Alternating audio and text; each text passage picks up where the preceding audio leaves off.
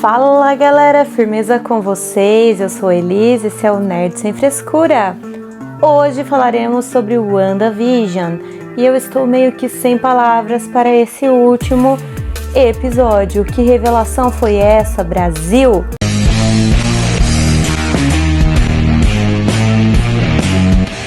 Bom, no episódio anterior de WandaVision, muitas coisas importantes haviam acontecido, né? Os meninos descobriram os seus superpoderes, o Visão tentou escapar de Westview, a Darcy teve acesso a arquivos confidenciais da SWORD e a Wanda expandiu o Rex. Nessa semana nós vemos que a sitcom da Wanda continua avançando no tempo, então agora nós estamos oficialmente nos anos 2000, mas pelo título do episódio já é deixado bem claro que essa realidade está começando a desmoronar.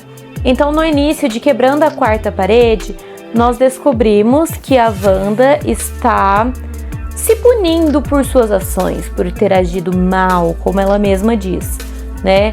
E que ela resolve tirar 24 horas inteiras só pra ela. Aqui a gente pode perceber que a culpa, a dor do luto, tudo isso está envolvendo a nossa feiticeira Escarlate muito forte e deixando-a instável. Tanto que a própria realidade está instável, né? Os objetos em torno dela ficam pulando de eras para eras. Isso a gente vê no momento em que as crianças estão jogando videogame, no momento em que ela vai tomar um café da manhã, mas também pode ser pelo fato de que, ao expandir o Rex, e ela expandiu bastante, ela utilizou muita energia, né? Então, pode ser que seja por isso. E a partir do momento em que ela começa a descansar, né? Que ela fala, eu não estou dormindo, estou descansando meus olhos. Ela para de se concentrar. E se ela parar de se concentrar, talvez a realidade suma completamente. Isso é até uma referência direta às HQs, né? Porque nas HQs a Wanda precisa se concentrar constantemente nos gêmeos para que eles existam. O que não parece ser o caso aqui, mas nós vamos chegar lá. Esse episódio ele foi bem interessante porque ele trouxe referência de várias séries icônicas, né? Sendo a referência principal Modern Family, mas o episódio também bebeu bastante na fonte de The Office. E a partir daí, depois dessa abertura, que foi bem legal, o episódio corta para 13 quilômetros fora de Westview. E a gente vê, né, que a SWORD, o Tyler Hayward, montou uma nova base de operações para continuar a sua missão. Aqui nós vamos ter mais clareza, inclusive, no que é essa missão da SWORD. Enquanto isso, nós vemos que o Visão acorda em frente a um circo, que foi a parte do Rex que expandiu. Então, os agentes da SWORD se tornaram artistas de circo e ele logo de cara se encontra com a Darcy. E o Visão volta com todas as memórias, isso é ótimo, né? E ele confronta a Darcy, você se lembra de mim, não sei o quê. Mas a Darcy acha que ele tá dando em cima dela, tal, então ela sai fora. Aparentemente a Wanda está ciente de que o Visão está vivo e está relativamente bem. Ela não quer vê-lo, afirmando, inclusive para as crianças, que se ele não quiser estar ali, não há nada que ela possa fazer. Os gêmeos ainda trazem à tona a questão do Pietro, né? Porque ele falou da morte do Visão. E a Wanda responde que o Pietro não é o tio deles, então talvez ela tenha começado a cair na real, mas perto demais da treta, né? E admite que ela não tem todas as respostas e que tudo não tem sentido. Então assim, né, gente? Agora que nós sabemos do plot, nós percebemos que tudo foi feito para parecer que a Wanda e tudo mais, mas na verdade não é bem assim, né? Esse mal-estar dela, esse momento em que ela tá toda depressiva é interrompido por quem mais, quem menos, né? Pela Agnes. Ela se oferece para ajudar com as crianças, né? Para salvar Wanda. E mesmo que a Wanda esteja sozinha e tudo mais, esses momentos dela sozinha são momentos que são muito incômodos. E mesmo ela contando tudo pra câmera e falando que está bem, nós percebemos que ela não está bem. Isso por conta do que ela vivenciou na noite do Halloween, mas também porque sentimentos de luto com os quais ela tem se confrontado o tempo todo, estão vindo à tona também. E fora de Westview, nós vemos a Monica Rambeau e o Agent Woo indo encontrar o tal contato da Mônica. Ainda não sabemos quem é o tal engenheira, né? Mas, nesse momento, o Woo recebe também a informação de que a Darcy encontrou no último episódio sobre a SWORD, sobre aquele projeto chamado de Catarata. Esse projeto, na verdade, não pretendia desativar o Visão, como muitos especulá-los, né? Mas, na verdade, colocá-lo de volta online. E embora eu tenha feito uma piadinha com isso no último vídeo, né? Com o nome Catarata, eu acho que a referência é justamente a mesma referência que eu citei, né? Porque o que é uma catarata? É uma membrana que recobre os olhos e turva a visão. Algumas pessoas até perdem a visão quando adquirem catarata. E isso pode explicar o fato do Visão não ter memórias. Então, o Hayward, ele queria uma arma senciente. E ele tinha em mãos uma arma senciente. O que eles estavam tentando é trazê-la de volta online. O que nos mostra também que muito provavelmente a Wanda não estava sequestrando o Visão, e sim o salvando. Só que provavelmente a partir do momento em que ela o viu desativado e tudo mais, isso possa ter causado um gatilho. Isso se não foi alguém que sussurrou no ouvido dela o que estava acontecendo com o Visão, né? E aqui a gente vê, né, que a missão da SWORD finalmente está clara. Eles querem a sua arma de volta. Eles veem o Visão apenas como arma e não como um ser vivo. Bom, a Mônica e o Jimmy vão se encontrar com o exército, que trazem um rover gigantesco que teoricamente pode penetrar o Rex. A gente vê que não é bem assim, né? Enquanto todo esse plot está rolando fora de Westview, dentro de Westview nós vemos que a Darcy continua a negar os pedidos de ajuda do Visão, né? Até que ele é forçado a usar os seus poderes e trazer o antigo eu da Darcy de volta. É legal ver essa interação, poderia ter durado mais tempo. Os dois acabam escapando desse, chamaremos de show secundário, sequestram um food truck e, enquanto isso, a casa da Wanda está ficando muito louca, enquanto ela se redecora, o que prova que a Wanda está perdendo o controle provavelmente. Afinal, ela utilizou muito poder. Nós percebemos que ela está realmente perdendo esse controle quando ela está lá desabafando para a câmera e um entrevistador de fora da tela responde. E fica muito claro que tudo isso é um efeito colateral da perda de controle. E aí, gente, nós chegamos numa parte que, olha, foi um tapa. Os comerciais de WandaVision todos têm mensagens importantes. E agora, conforme eu fui assistindo e chegou nesse comercial,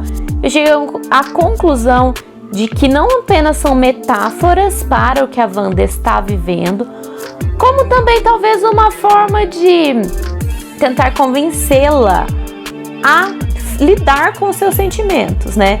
Então, nesse comercial nos leva um triste comercial de antidepressivo chamado Nexus, uma pílula vermelha e amarela que ancora você de volta à sua realidade ou a realidade à sua escolha.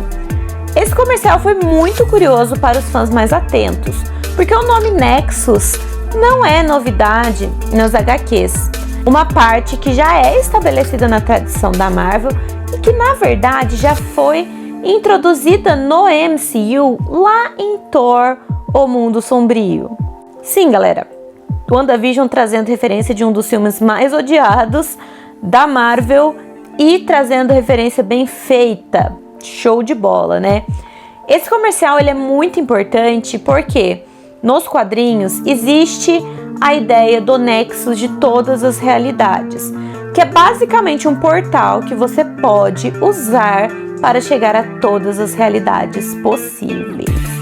A galera, inclusive, está especulando que esse portal está no porão da Agnes, a vizinha.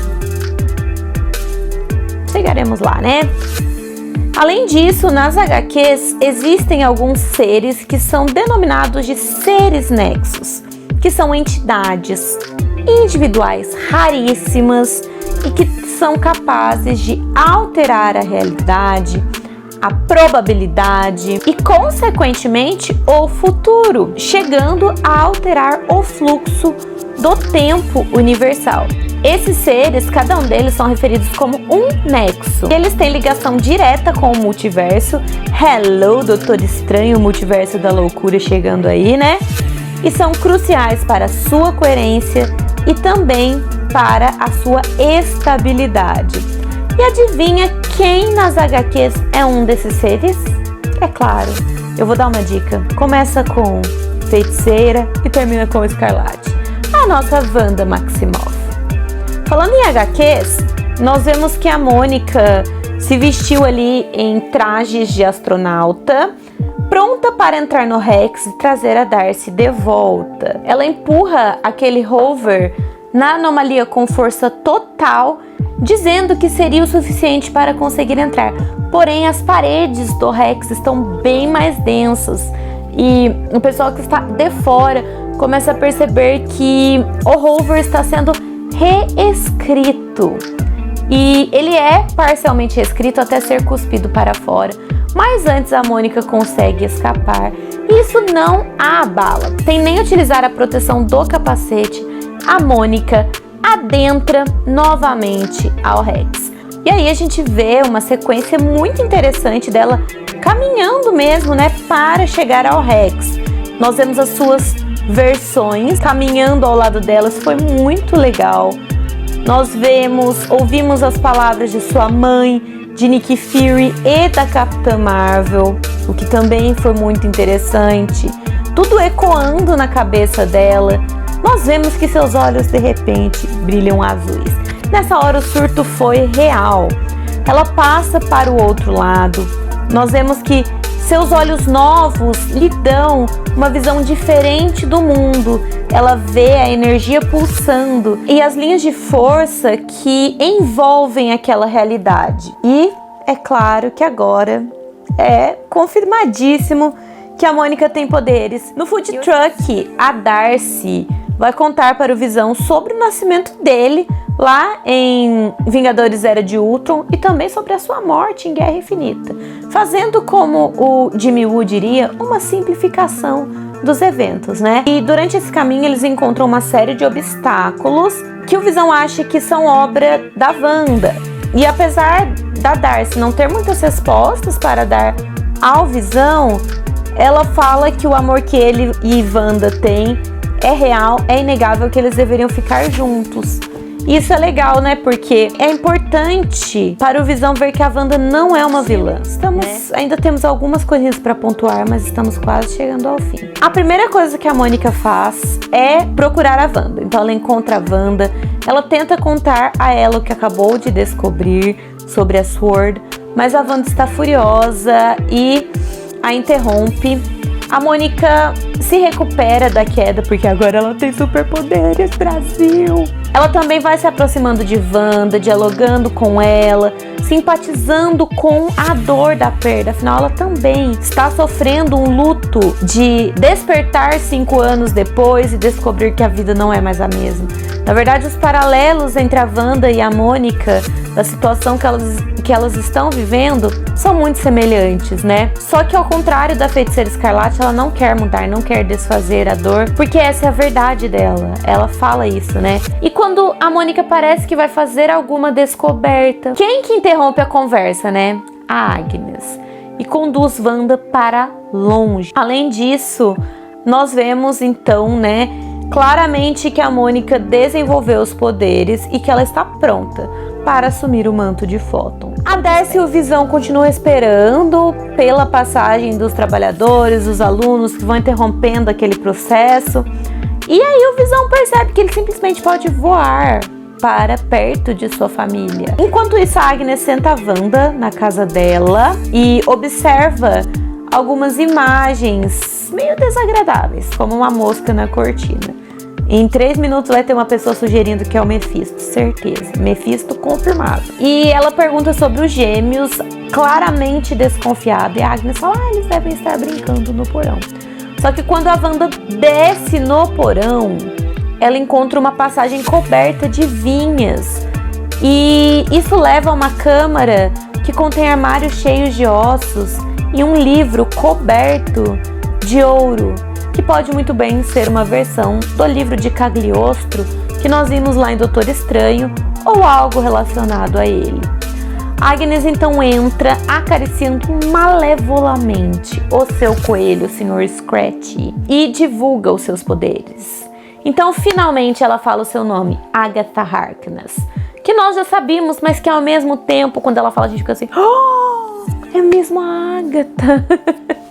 Sério, gente, foi essa a minha reação. Desde o primeiro vídeo eu falei isso aqui pra vocês e mesmo assim na hora eu fiquei chocada. Em seguida, temos uma sequência com uma música tema chamada Agatha All Along, ou como ficou na tradução, a Agatha o tempo todo. Mostra então que a Agatha estava por trás de vários eventos que aconteceram na série, incluindo os eventos do show de mágica do episódio 2, aquela estranheza do Herb no episódio 3 e essa eu não vou perdoar, gente, a morte do Sparky. Ah não, pra que matar cachorro, gente? Eu não consigo lidar com isso. Também pela aparição de Pietro no mundo, e ela é a diretora por trás das câmeras deste episódio. E a Agatha tem a música de vilão mais legal de todas. Gente, pela primeira vez em WandaVision, desde o primeiro episódio, nós temos uma cena de pós-créditos. E nós vemos a Mônica investigando a casa da Agatha para abrir as portas do porão e encontrar aquelas vinhas. Só que ela é recebida pelo Pietro, né? E as coisas parecem que estarão bastante explosivas nos 2 episódios finais. Eu vi muitas pessoas falando que provavelmente a Agatha não é vilã, porque nas HQs ela é a mentora da Wanda, ela não é vilã. Mas eu acho que ela é vilã sim. Embora tenha muito meme com isso, né? Ela estar relacionada ao Mephisto não é algo descartado. Mas eu não acredito mais que o Mephisto vai aparecer nessa série. Embora é claro que nós ainda tenhamos que descobrir quem é esse Pietro fake aí, né? E bom, gente, o vídeo já está enorme, não vou me alongar mais, falei pra caramba. Eu tentei organizar os eventos mais ou menos na ordem que aconteceram no episódio. E se vocês tiverem gostado dessa organização, falem aqui nos comentários, tá? Deixa aquele like maroto para fortalecer. Se inscreva aqui no Nerd Sem Frescura para não perder nada. E ativa o sininho de notificação, é claro. É isso então, galera. Muito obrigada por ter assistido até aqui. É nóis e tchau!